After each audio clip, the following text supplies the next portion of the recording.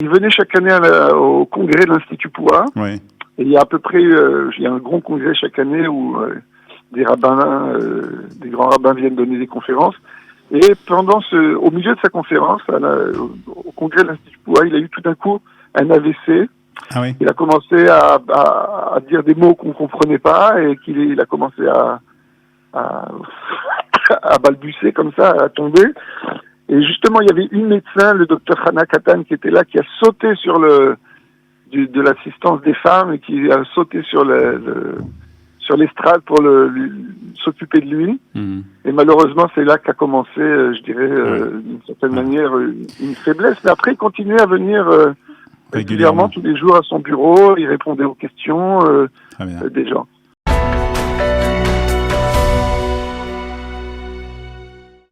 Rav Benjamin David, bonjour, merci d'être avec nous ce matin. Boker Tov, et oui, une matinée très triste pour l'Arme Israël. Comment on pourrait caractériser, quelle était la caractéristique principale, parce que chaque Rav a un caractère spécial, une caractéristique spéciale. Quelle était la caractéristique spéciale du Rav Bakshi Doron? Alors, j'ai eu l'occasion plusieurs fois de rencontrer dans mes activités à l'Institut Pouha. Et d'abord, il y avait toujours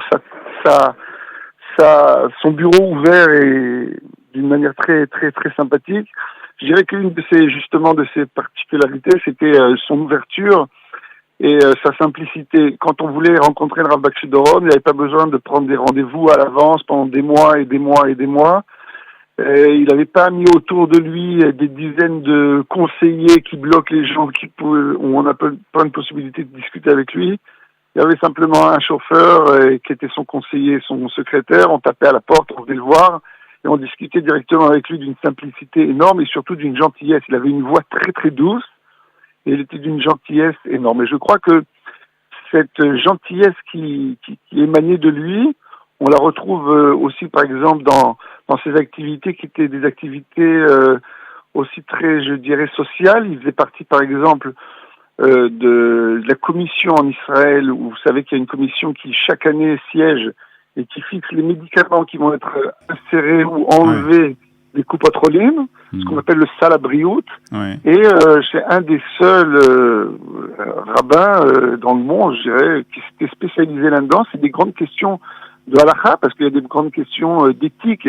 Est-ce qu'il faut acheter un médicament qui coûte des millions, mais qui peut sauver simplement 3 ou 4 personnes, ou bien prendre ces millions et les investir dans du matériel médical qui va pouvoir peut-être pas sauver des vies, mais soulager des vies de milliers de personnes. Donc c'est une grande question de halakha.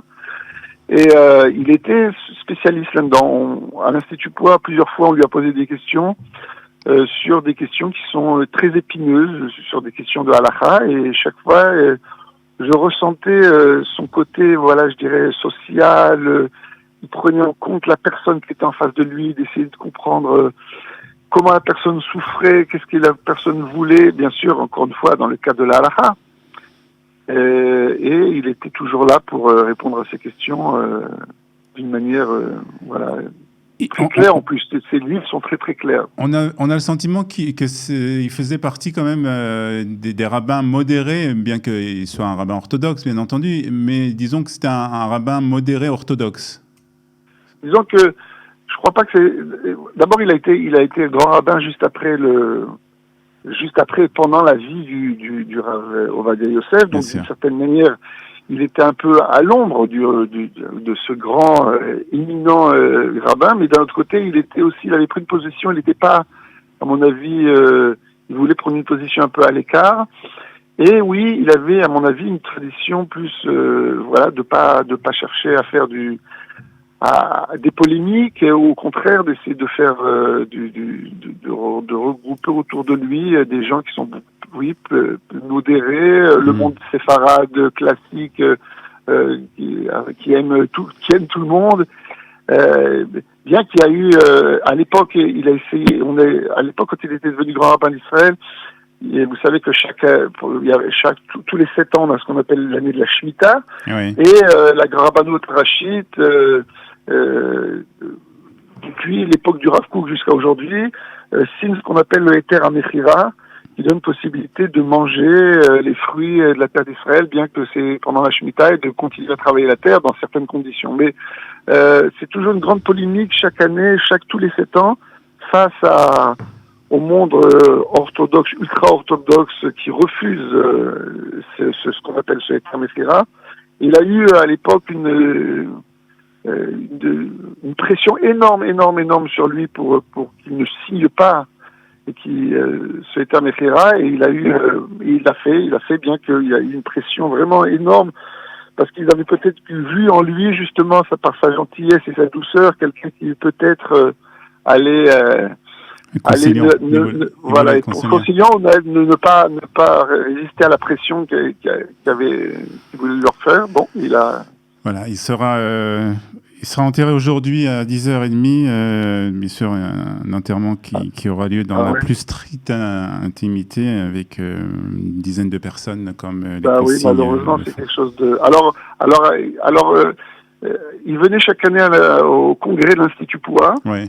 Et il y a à peu près, il y a un grand congrès chaque année où des rabbins, des grands rabbins viennent donner des conférences. Et au milieu de sa conférence, au congrès de l'Institut Poua, il a eu tout d'un coup un AVC. Ah oui. Il a commencé à dire des mots qu'on comprenait pas, et il a commencé à balbutier comme ça, à tomber.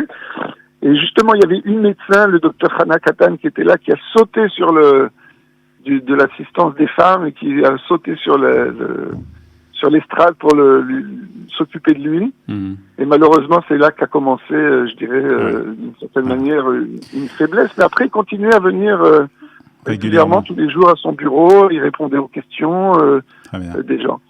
Voilà un grand personnage qui nous a quittés donc avec ce coronavirus. Merci beaucoup Benjamin, en tout cas, de nous avoir parlé. Pour tout l'Arm Israël, et Refoua Shlema à tous les gens qui sont malades, et beaucoup de joie à tous les gens qui sont confinés chez eux. Merci beaucoup. À bientôt Benjamin. À bientôt.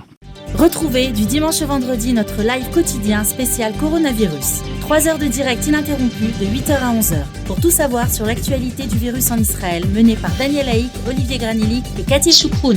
Le live Studio Qualitas, c'est tous les jours en direct, puis en replay sur Facebook, YouTube ou sur notre application et sur le site studioqualita.com.